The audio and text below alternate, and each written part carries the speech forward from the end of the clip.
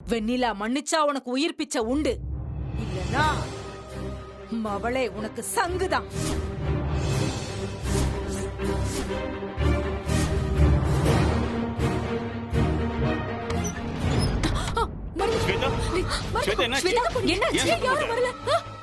என்னாச்சு ஸ்வேதா?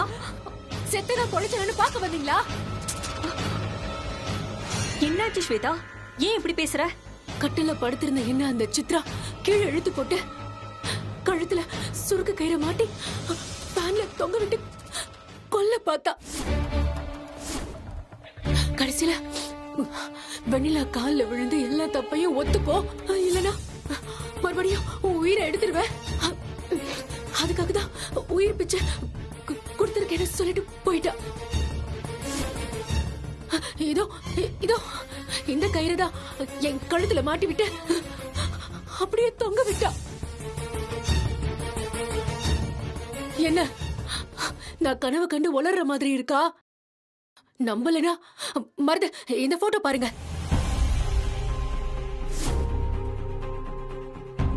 உங்க கண்ணதிற்கு தானே நான் இந்த போட்டோவை வெட்டி போட்டுட்டு இருந்தேன். துண்டு துண்டா வெட்டி போட்டு இருந்த வெண்ணிலாவோட போட்டோ இப்போ எப்படி நல்லபடியா இருக்குன்னு பாருங்க. சித்ரா தான் இதை என் கண்ணு முன்னாடி தூக்கி போட்டா.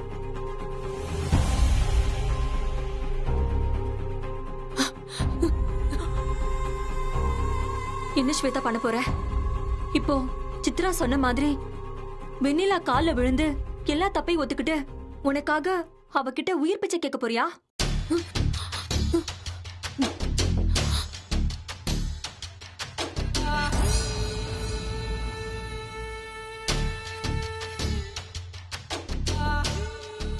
இந்த ஸ்வேதாவை பணிய வைக்க யாராலையும் முடியாதப்போ அந்த சித்ராவால மட்டும் எப்படி முடியும்? சித்ரா, நீ எனக்கா உயிர் பிச்சை கொடுக்கற? நான் யாருன்னு உனக்கு காட்டுறேன். நீ என்ன மிரட்டினதை நான் உனக்கு எதிரா திருப்பி எனக்கு சாதகமா மாத்தி காட்டுறேன். பாக்குறியா? எப்படி ஸ்வேதா? நான் உயிர் பிச்சை கேட்க மாட்டேன். சித்ரா என்ன கொல்லாம விட மாட்டா, என் உயிருக்கு ஆபத்து இருக்குன்னு தாலி பிச்சை கேட்க போறேன்.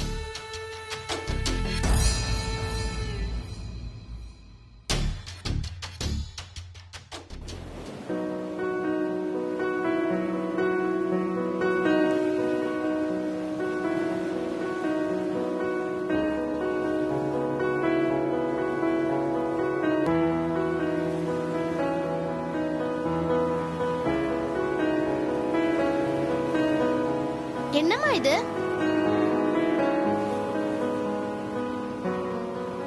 அம்மா, என்னம்மா இது?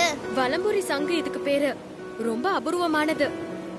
நாம ஏதாவது மனசார ஆசைப்பட்டு இந்த சங்க நம்ம காதுல வச்சு கேட்டா நாம என்ன நினைச்சோமோ அது இந்த சங்கு வழியா கேக்கும். நிஜமாவா சொல்றீங்க? நிஜமாதான். நீ ஆசைப்படுறத மனசுல நினைச்சுக்கோ, அதுக்கப்புறம் இத காதுல வச்சு கேளு. எனக்கு சித்ராமா கிட்ட பேசணும்னு ஆசையா இருக்கு.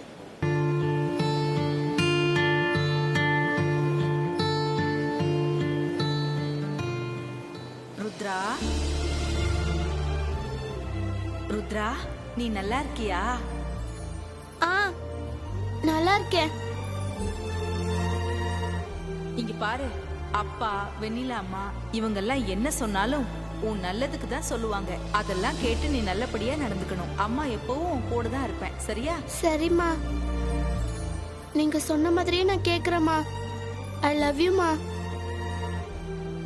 பாய். நீங்க சொன்னது நிஜம்தாம்மா.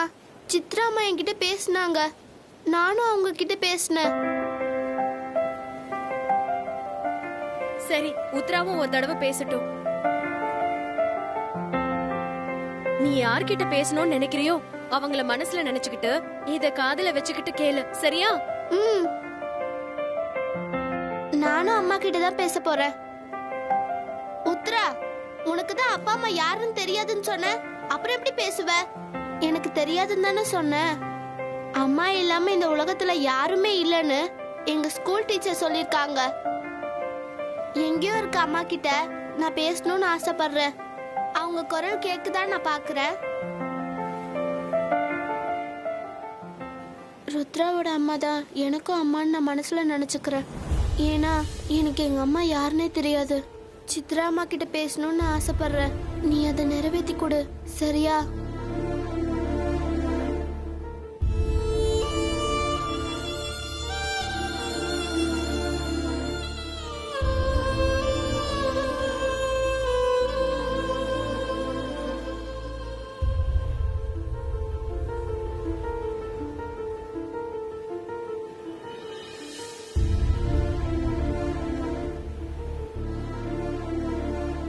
உத்ரா,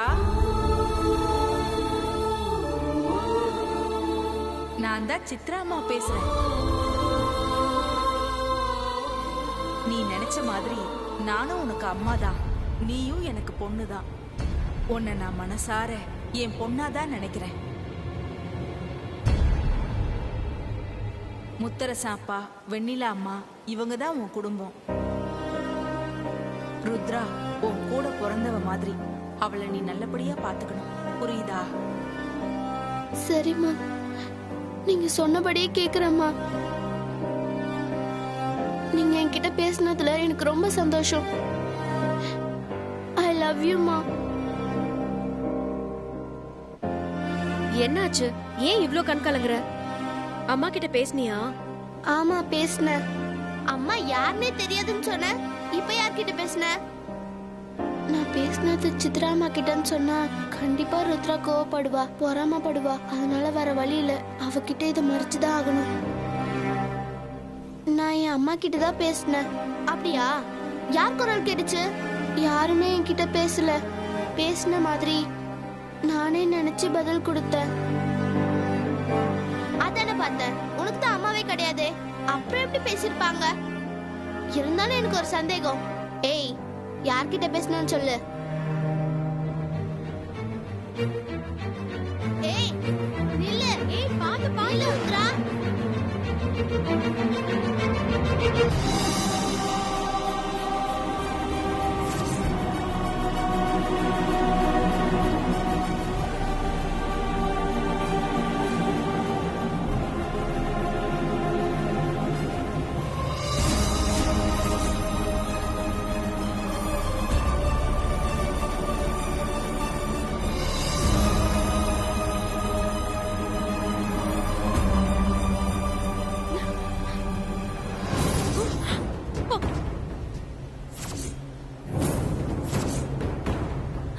ஸ்வேதாக்கா, வெண்ணிலா, என்ன நீங்க ஏன் காலை புடிச்சிட்டு இருக்கீங்க? முதல்ல எழுந்துருங்க.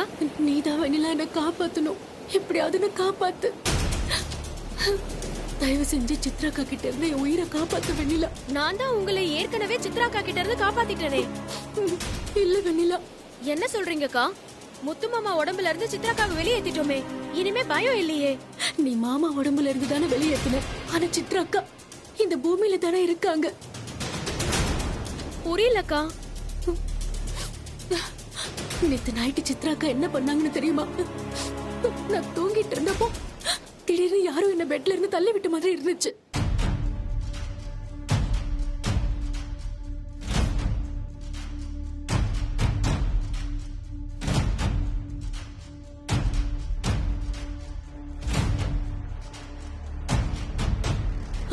கடைசி நேரத்துல ஏதோ கடவுளோட கருணையால நான் தப்பிச்சிட்டேன். என்ன தயவு செஞ்சு நீ தான் காப்பாத்தணும். ஸ்வேதாக்கா, நான் தான் உங்களை கொல்ல கூடாதுன்னு முத்து மாமா உடம்புல இருந்து சித்ராக்காவை அனுப்பிட்டேன். அப்பவே உங்க உயிர் தப்பிச்சிடுச்சு. மறுபடியும் நான் வேற என்ன பண்ணணும்? இதுக்கு ஒரே ஒரு வழிதான் இருக்கு. இதுக்கு நீ எப்படியாவது சம்மதிக்கணும். நீ சம்மதிக்கிறதா எனக்கு சொல்ல வெண்ணில. முதல்ல நீங்க என்ன விஷயம்னு சொல்லுங்க. நீ தப்பா நினைச்சுக்க கூடாது. இது சத்தியமா என் உயிரை காப்பாத்திக்கிறதுக்காக மட்டும் நான் கேக்குறேன். வேற எந்த நோக்கமும் எனக்கு இல்ல.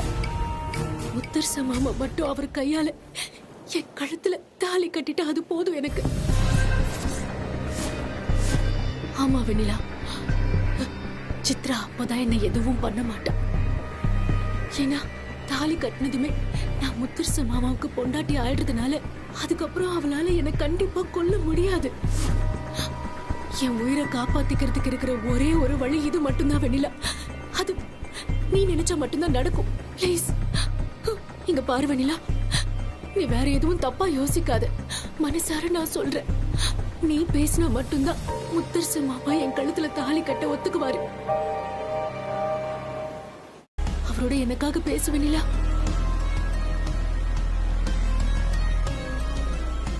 இல்லக்கா, என்னால அது முடியாது. தயவு செஞ்சு என்னை காப்பாத்து. உனக்கு கெஞ்சி கேட்டுக்கிறேன். உன் காலை பிடிச்சு கெஞ்சுறேனே, என் மேல இறக்கமே வரலையா உனக்கு? இல்லக்கா, நீங்க நல்லவங்களோ கெட்டவங்களோ, என் மாமா கையால ஒரு உயிர் போயிடக்கூடாதுன்னு தான் அன்னைக்கு நான் உங்க உயிரை காப்பாத்தினேன். ஆனா அதுக்காக உங்க அநியாயமான ஆசையை நிறைவேற்றுறதுக்காக என்ன துணையாக்க பாக்காதீங்க. தயவு செஞ்சு இந்த விஷயமா என்கிட்ட எதுவும் பேச வேண்டாம். வெண்ணிலா, என் உயிரை காப்பாத்து வெண்ணிலா, ப்ளீஸ். அக்கா, இதுக்கு மேல நீங்க எதுவும் என்கிட்ட பேசாதீங்க. நீங்களே அப்படி உங்க உயிரை காப்பாத்திக்கணும்னா சித்ரா அக்காவோட போட்டோ முன்னாடி நீங்களே மன்னிப்பு கேளுங்க. சித்ரா அக்கா உங்களை காப்பாத்துவாங்க. வெண்ணிலா, வெண்ணிலா.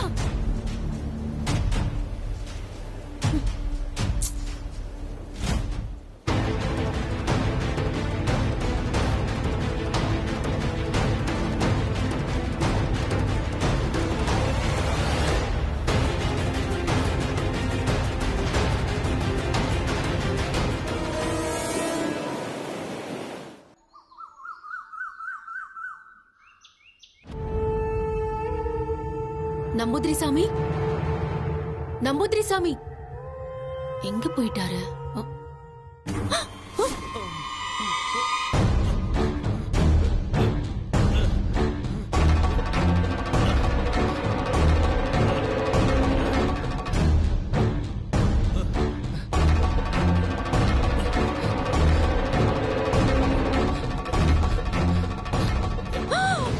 சாமி, ஐயோ பாத்து. சாமி, ரிலாக்ஸ் ரிலாக்ஸ். உங்களுக்கு ஒண்ணும் இல்லையே? யார் உங்களை கட்டி போட்டது?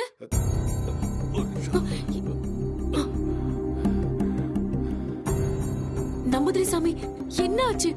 எப்படி இந்த கோணிக்குள்ள போனீங்க? நடக்க கூடாத விஷயம் எல்லாம் நடந்து போயிருச்சு.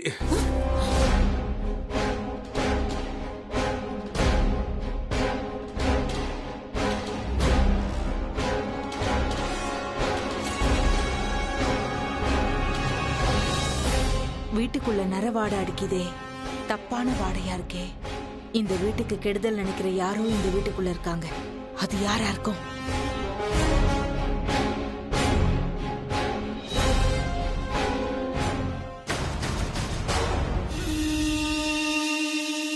இவ கண்ணுல படுறதுக்குள்ள மயான சாம்பலை பூசிக்கணும்.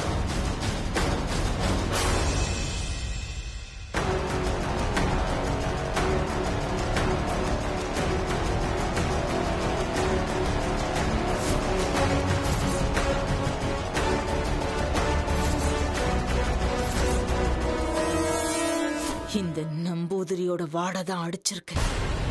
நீ என் கண்ணுல படாம ஒளிஞ்சிருக்கியா?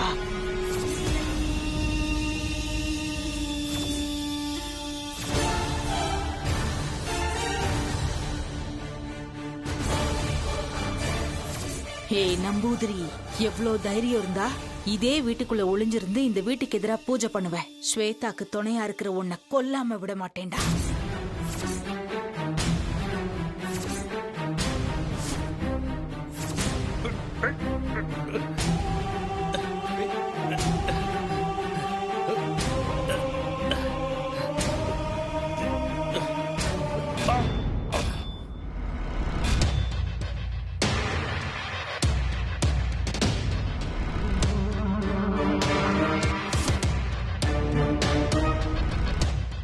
வா,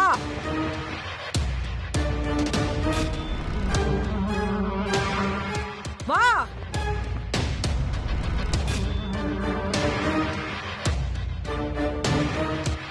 உனக்கு சங்கு ஊதிட்டேன். இனி அந்த ஸ்வேதா மட்டும் தாண்டா பாக்கி. செத்து போ.